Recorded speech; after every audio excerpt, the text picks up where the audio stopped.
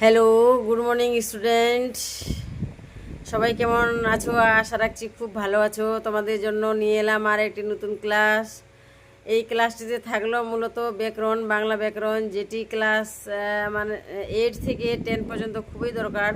পরবর্তী ক্লাসগুলোতেও দরকার আছে যদি তোমরা কেউ বাংলা নিয়ে পড়ো। তো ক্লাস ওয়েস্ট বেঙ্গল বোর্ডে তো ক্লাস 12 পর্যন্ত আছে বাংলা কম্পালসারি। তো ক্লাস 12 পর্যন্ত এটা খুব দরকারি এবং খুব একটা কাজে লাগার বিষয়। তো আজকের আলোচনার বিষয় হলো, আজকের ক্লাস হলো বাংলার কারক। বাংলার কারক এটি একটি খুব গুরুত্বপূর্ণ বিষয়। কারক থেকে প্রতি বছর কম বেশি করে একটা দুটো প্রশ্ন পাবেই, আর এটা মানে গ্রামারের মধ্যে অন্যতম একটা টপিক, অন্যতম একটি গুরুত্বপূর্ণ টপিক। তো আমি সংক্ষেপে আজকে তোমাদের বলে দিই, কেন কি মুখে বললে হয়তো তোমরা কারকটা অনেকেই বুঝতে পারবে না। আমি ছোট্ট করে শুধু আজকে বলছি, এরপরের দিন আমি ভালো মতো করে একদম লিখে এটাকে ক্লাসের মতো করে যেভাবে ক্লাস নেয় সেভাবে আমি বুঝিয়ে দেবো। তো আজকে শুধু জাস্ট এটার একটু নমুনা দিয়ে রাখছি, কেন কি একদিনে হয়তো কারকটা তোমাদের সবারই বোঝা সম্ভব নয়। তাই আজকে শুধু শর্ট ফর্মে বলে দিচ্ছি। কারক দেখো, কারক কাকে বলে, কারক কয় প্রকার ও কী কী, কারককে তোমরা কিভাবে বুঝবে যে কোনটা কোন কারক। তো সবার প্রথমে মনে রেখো, কারক কাকে বলে সেটা খুব একটা দরকার হয় না, তবে সব থেকে বেশি দরকার হয় কারক কয় প্রকার ও কী কী। কারক, মাই ডিয়ার স্টুডেন্ট শুনে রেখো, কারক হলো 6 প্রকার। কারক মোট 6 প্রকার। কী কী কারক? কর্তৃকারক, কর্মকারক, করণ কারক, উপাদান কারক, অধিকরণ কারক, সম্প্রদান কারক বা নিমিত্তি কারক। এই হলো মোট 6 প্রকার কারক। এবার তোমরা কি করে বুঝবে যে কোনটি কী কারকে আছে, সেটা তোমরা কিভাবে বের করবে? এবার দেখো, কর্তৃকারক সবার প্রথমে থাকলো কর্তৃকারক। কে দিয়ে প্রশ্ন করলে যেটা উত্তর হয় সেটাই হলো কর্তৃকারক। কি বললাম? কে দিয়ে প্রশ্ন করলে যেটা উত্তর হয় সেটাই হলো কর্তৃকারক। যেমন বাবা আমাকে টাকা দিয়েছে, তাহলে এখানে বাবার নিচে দাগ থাকলো। কারক কি করে বের করে? কারকের নিচে লেখা থাকে, যেই দাগটিতে আন্ডারলাইন করা থাকে তার উপরে বেস করে কারক বের করতে হবে। এবার যেভাবে কারক বের করতে হবে সে প্রশ্ন করতে হবে, প্রশ্ন করে যেটা উত্তর বের হবে সেই অনুযায়ী কারকটা বের হবে। তাহলে বাবা আমাকে টাকা দিয়েছে, এখানে বাবার নিচে দাগ দেওয়া আছে, বলবে এই বাবা কি কারক, কোন বিভক্তি। বিভক্তিটা আজকে আমি বলছি না, এরপরের ক্লাসে আমি বিভক্তিটা বলে বোঝাবো। তাহলে বাবা আমাকে টাকা দিয়েছে, এটা তোমরা কারক বের করো। বাবা আমাকে টাকা দিয়েছে, তাহলে প্রশ্ন করো বাবা কে আমাকে টাকা দিয়েছে। কে দিয়ে বারবার কে দিয়ে প্রশ্ন করতে হবে, কে দিয়ে প্রশ্ন করে যেটা উত্তর হবে সেটাই হবে কর্তৃকারক। তাহলে কে আমাকে টাকা দিয়েছে? বাবা। এখানে কার নিচে আন্ডারলাইন করা আছে? বাবা। বাবার নিচে দাগ আছে, তাহলে কে দিয়ে প্রশ্ন করে কি উত্তর হলো? কে আমাকে টাকা দিয়েছে, উত্তর কি আসলো? বাবা। তাহলে এই বাবাটা হলো এখানে কর্তৃকারক। বোঝা গেল? বারবার প্রশ্ন করতে হবে, প্রশ্ন করা শিখতে হবে কিভাবে প্রশ্ন করতে হয়। এবার কর্তৃকারক, তারপরে আরেকটা উদাহরণ বলছি। আরেকটা উদাহরণ যেমন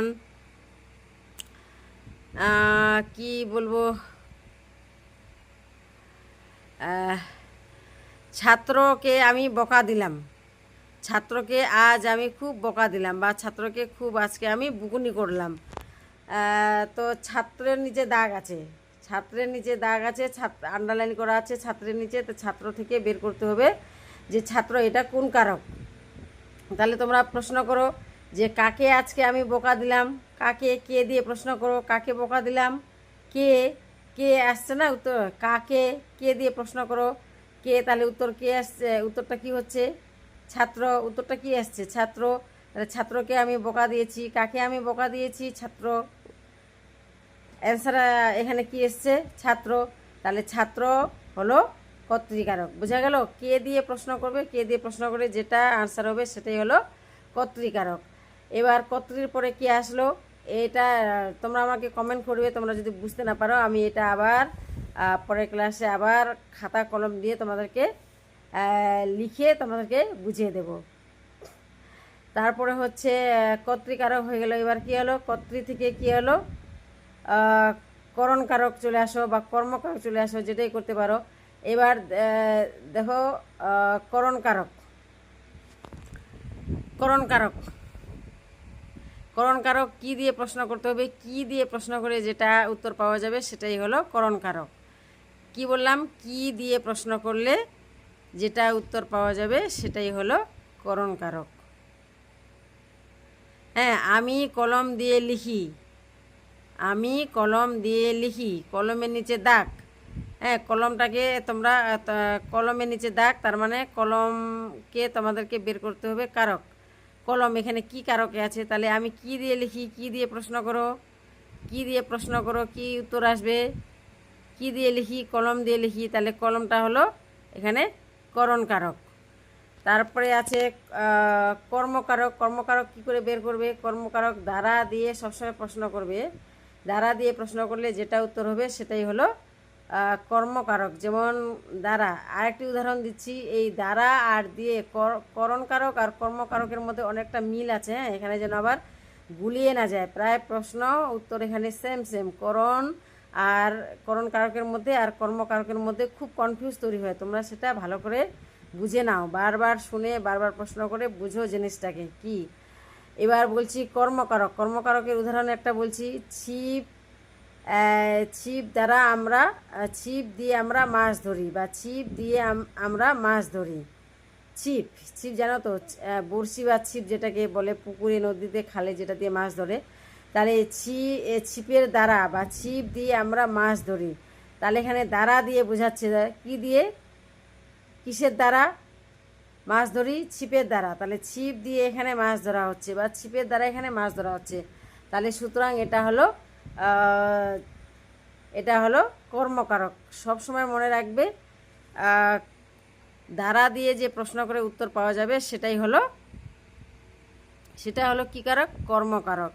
যেমন পেনের দ্বারা আমি লিখি, পেনের দ্বারা আমি লিখি, বা পেন দিয়ে আমি লিখি, কলম দিয়ে, পেন বলতে এখানে কলম, কলম দিয়ে আমি লিখি, বা কলমের দ্বারা লেখা হয়, আমি কলম দিয়ে লিখি, তাহলে আমি কি দিয়ে লিখি বা কিসের দ্বারা লেখা হয়, তাহলে দ্বারা দিয়ে প্রশ্ন করলে যেটা উত্তর আসলো সেটা হলো কি, কলম, কলম দিয়ে আমি লিখি, এটা হবে তাহলে কর্মকারক। একটু একটু প্রায় মিল থাকবে। হ্যাঁ, করণকারক আর কর্মকারকের মধ্যে কিছুটা মিল থাকবে। তারপরে তোমরা দেখো করণ হয়ে গেল, কর্তৃকরণ, কর্ম হয়ে গেল, তিনটা কারক হয়ে গেল, আর বাকি থাকলো কি তিনটে, আর এই তিনটে কারক একদমই সহজ। এবার দেখো তারপরে কি থাকলো, অধিকরণ। অধিকরণ কারক কিভাবে হবে, অধিকরণ কারক হইতে থেকে, হইতে থেকে দিয়ে প্রশ্ন করে যেটা উত্তর আসবে সেটাই হবে তোমাদের অধিকরণ। হইতে থেকে, হইতে থেকে হলে হবে তোমাদের কি কারক, অধিকরণ কারক। হইতে, যেমন আমি শিলিগুড়ি হইতে আসিতেছি, শিলিগুড়ির নিচে দাগ, বা শিলিগুড়ি থেকে আমি আসিতেছি, শিলিগুড়ির নিচে দাগ, তাহলে কোথা থেকে প্রশ্ন করো, কোথা থেকে আমি আসিতেছি, কোথা থেকে উত্তর কি আসলো, শিলিগুড়ি, তাহলে এই শিলিগুড়ি হলো কি কারক, অধিকরণ কারক। ঠিক আছে, আমি আজ রাতে কলকাতায় যাইব, বা আমি আজ রাতে কলকাতায় যাব, তাহলে এই কলকাতার নিচে দাগ আছে, কলকাতার নিচে দাগ আছে, তাহলে কি হবে, কোথায় যাব আজ আমি, কলকাতায়, তাহলে এখানে হবে কি কারক, এটা হলো অধিকরণ কারক। আর সেম উপাদান হইতে থেকে কোনো একটা জায়গা বোঝাতে গেলে ওটা হয় অপাদান কারক। হ্যাঁ, মেঘ হইতে বৃষ্টি হয়, কোথা হইতে, হইতে থেকে কোথায়, এটাও হবে তাহলে অপাদান কারক। ঠিক আছে, এবার সব শেষে আসলো নিমিত্তি কারক বা সম্প্রদান কারক। সম্প্রদান কারক এখন বেশিরভাগই বলে না, এখন দেখে নিমিত্তি কারক। নিমিত্তি কারক এটা হচ্ছে কারকের 6 নম্বর, সবার শেষ। নিমিত্তি কারণ যেটাকে বলে সম্প্রদান, সম্প্রদান করে কোনো জিনিসকে দান করে দেওয়া, সম্প্রদান মানে কোনো জিনিসকে দান করে দেওয়া, আর যে জিনিসকে দান করে দিলে সেটা আবার পুনরায় ফিরে পাওয়া যায় না, সেটাই হলো নিমিত্তি কারক বা সম্প্রদান কারক। যেমন ধরো ভিক্ষুককে আমি 5 টাকা দিলাম, ভিক্ষুককে তুমি 5 টাকা দিলে সেটা কি করে দিলে, একেবারে দান করে দিলে। তুমি সেখান থেকে তার কাছে কোনো দিন যদি দেখা হয় তোমার ভিক্ষুকের সঙ্গে, তুমি তাকে বলতে পারবে যে গতকাল বা আজকে বা কালকে পরশু আমি তোমাকে আমি 5 টাকা দিয়েছি, 5 টাকা দান করেছি, সেই টাকাটা আপনি আমাকে ফিরিয়ে দিন, সেটা বলতে পারবে? বলতে পারবে না। তো তাহলে যেটা মানুষ সম্প্রদান মানে সত্য ত্যাগ করে, একেবারে ত্যাগ করে দিয়ে দেয়, যেটাকে আর ফিরে পাওয়া যায় না, পুনরায় ফিরে পাওয়া যায় না, তাকে বলা হয় নিমিত্তিকারক বা সম্প্রদানকারক।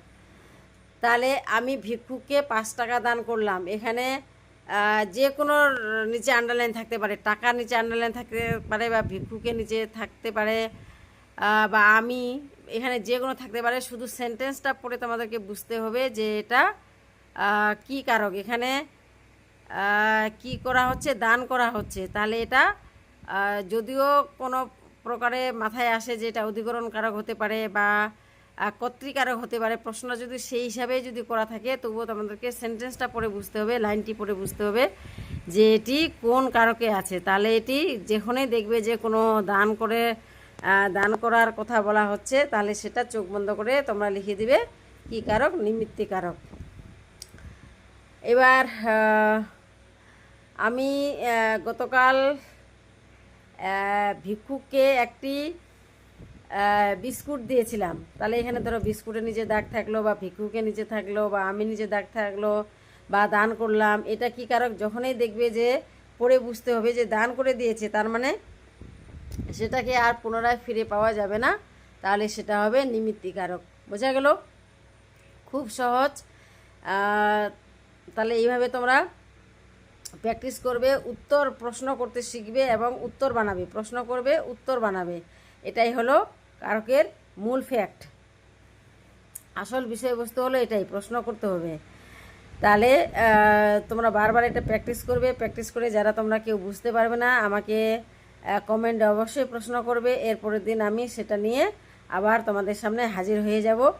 তো ডিয়ার স্টুডেন্ট, ক্লাস কেমন লাগছে তোমরা আমাকে অবশ্যই একটু কমেন্ট করে জানাবে। আর যারা যারা টিউশন নেওয়ার ইচ্ছা মনে করছো, তারা অবশ্যই আমার সঙ্গে যোগাযোগ করবে। টিউশন ব্যাচ আমার শুরু হয়ে গেছে, 11-12 অল সাবজেক্ট আর্টস। ঠিক আছে, সবাই ভালো থেকো, মন দিয়ে পড়াশোনা করো। সবাইকে থাকলো টাটা।